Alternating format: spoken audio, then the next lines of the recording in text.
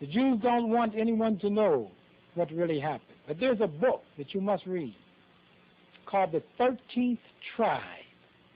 It was written by a very famous Jewish historian and scholar by the name of Arthur Koestler.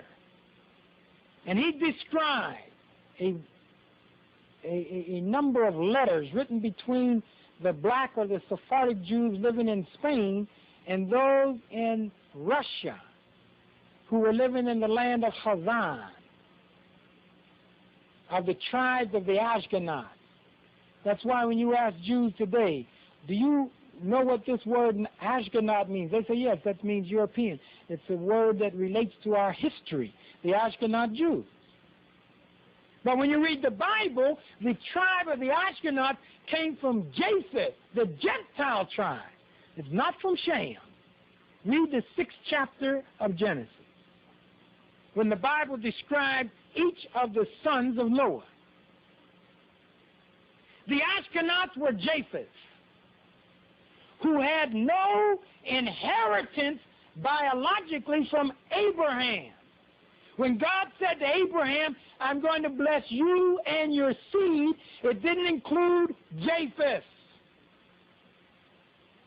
And Arthur Koestler, in his book, The 13th Tribe, described that in 740 A.D., in the land of Hazan, during the reign of King Baloo, the Muslims and the Christians were pressuring King Baloo to convert to their respective religions.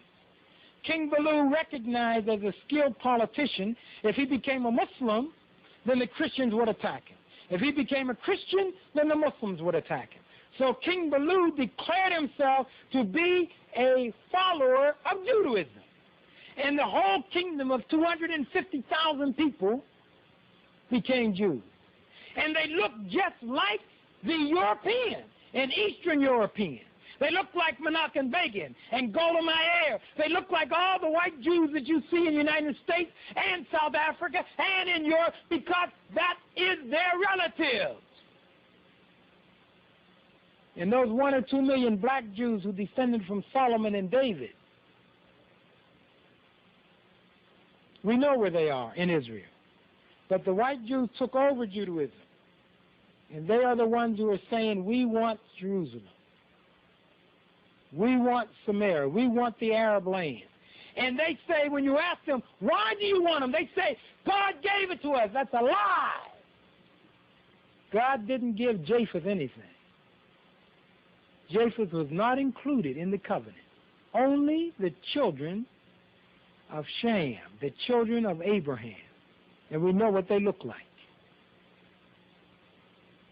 No one wants this truth to be heard, because it makes it difficult to start saying, Israel is ours, we must protect our land that God gave us. God gave you nothing.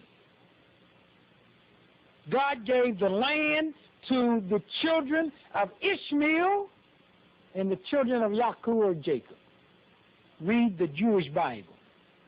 The children from Poland and Russia were promised nothing. But they are stealing the land the same as the Christians stole the land from the Indians in America, the Indians in Latin America, stole the lands of India, China, stole the lands of the Third World with distortion, and the lands in South Africa with lies and distortions. We were here first. No one was here to please. No lies. You can walk over the land. I don't have to ask who was here first. The land speaks to me. When I walk on this land, the vibrations come to my soul and say, my son, you are home. This is my land. The land of my people.